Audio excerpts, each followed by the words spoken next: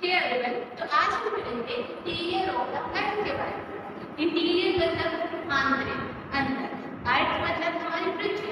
अब देखो, इससे पहले जो हमने चैप्टर पढ़ा था, आपने जो चैप्टर ले लिया उसमें आपने पढ़ा होगा कि जो हमारी अर्थ है उसका ओरिजिन कैसे हुआ, वो बनी कैसे, और उसके साथ साथ जो उसमें चेंजेस आए, उसका रेवोल्यूशन हुआ, वो कैसे हुआ। ये सब चीजें आप पढ़ चुके हो। इसे समझने के बाद हम जानते हैं कि अर्थ के अंदर है क्या।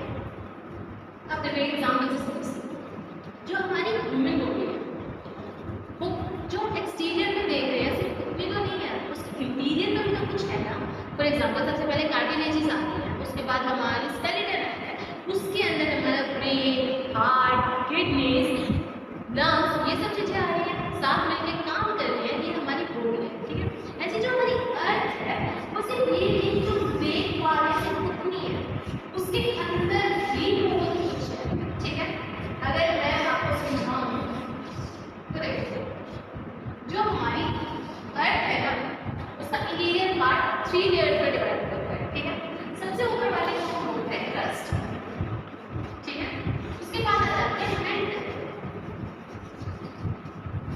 और उसके बाद आते हैं ये जो हमारे मैंटल है ना, इसके 2 पार्ट हैं,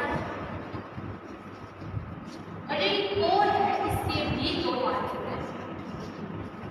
ठीक है, mental, upper mantle, lower mental, core, inner core, outer core. अब देखो, जो क्रस्ट और मेंटल होते हैं ना, वो सबसे हार्ड होते हैं, ये सबसे हार्ड लेयर होते हैं, इसमें मींस सब पत्थर पाए जाते हैं, रॉक्स पाई जाती है, और जो ये लिथोस्फीयर होते हैं ना, लिथोस्फीयर, वो क्रस्ट को ही बोला जाता है।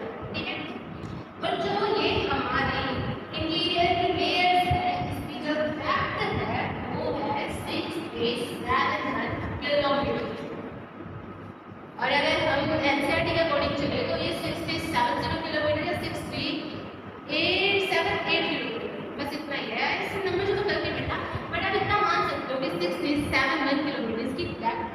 ठीक है, अब देखो एक फन फैक्ट बताती हूँ, उसके साथ साथ जो हमारी अफ्रीका की गोल्ड माइंस, सोने की खदानें हैं, वो गेस कर सकते हो सिर्फ कितनी डेप्थ की होंगी? वो है जस्ट 4 किलोमीटर डेप्थ, और उनकी भी जब हम माइनिंग करते हैं, खुदाई करते हैं, टेम्परेचर बहुत ज़्यादा हाई होता है। ठीक है, और यहाँ का आप सोच ही सकते हो कि टेम्परेचर कितना ज़्यादा हाई होगा। ये हमने इंट्रोडक्शन जान लिया, अब हम आगे जानते हैं।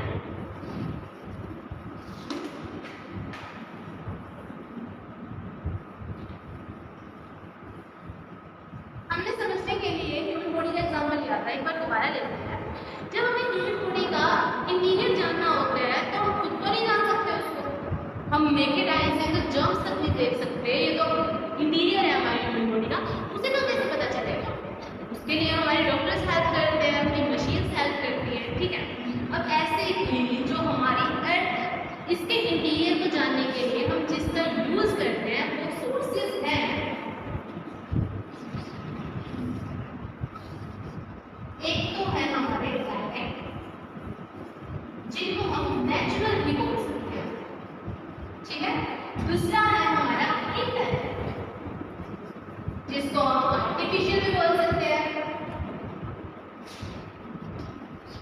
और तीसरा है हमारा साइंटिफिक थ्योरीज। ठीक है, अब देखो डायरेक्ट और नेचुरल सोर्सेज, मतलब जो हमें नेचर से मिलते हैं, वो कौन कौन से होते हैं? वोल्केनिक इरप्शन, सिस्मिक वेव्स और मीटरॉइड्स। ठीक है, डायरेक्ट सोर्सेज।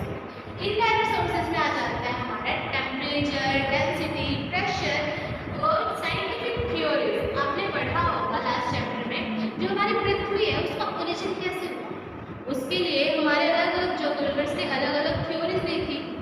ठीक है, किसी ने कुछ थ्योरी दी, किसी ने कुछ थ्योरीज दिया, तो उनकी थिंकिंग से, उनके समझने से कि हमारे ओरिजिन, हमारे जो अर्थ है उसका ओरिजिन कैसे हुआ, उनसे हम समझ सकते हैं। ठीक है, कि अर्थ के इंटीरियर में क्या क्या हुआ। अब देखो, हमने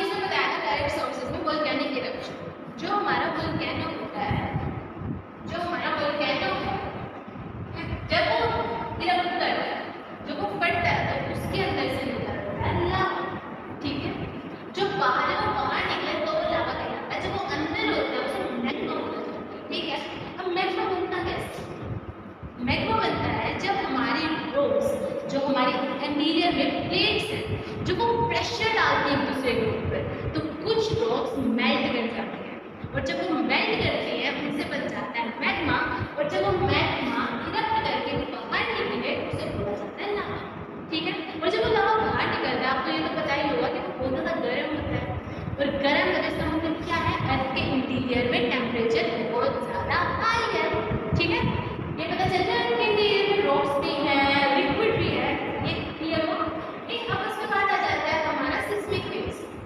देखो जो हमारा वोल्केनिक इरप्शन है उससे वो पता तो चलता है कि आपके इंटीरियर में है, लेकिन वो इतना अच्छे से पता नहीं चलता जितना जो सिस्मिक वेव्स से पता चलता है।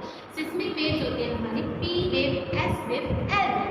P wave means primary waves, S wave मतलब सेकेंडरी वेव, और एल वेव का मतलब है लव वेव्स।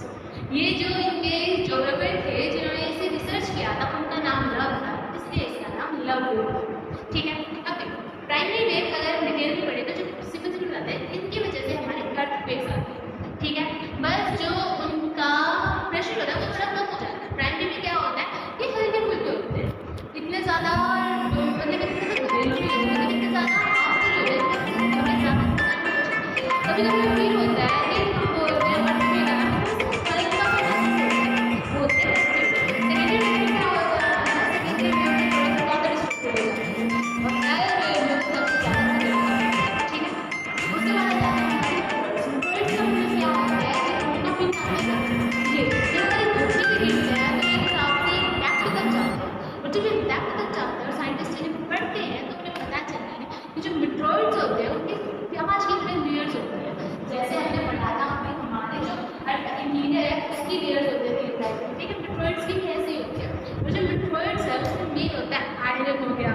ठीक है, ये वाले मेटल पाए जाते हैं, तो ये हमारे अपने इंटीरियर में भी है, इसीलिए तो डेंसिटी है, डेंसिटी काम करती है जो किसका पार्ट है, इनडायरेक्ट फोर्सेस का। डेंसिटी कहाँ लगती है, जाके ग्रेविटेशनल फोर्स, और डेंसिटी वहीं तो होगी ना।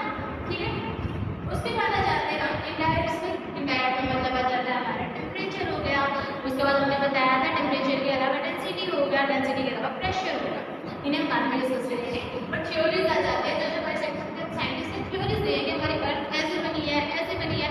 अब जो मटीरियल अर्थ को बनने में यूज हुआ वो ऐसा तो है नहीं कि सिर्फ यूनिवर्स में ही होगा, वो नीचे भी तो होगा ना।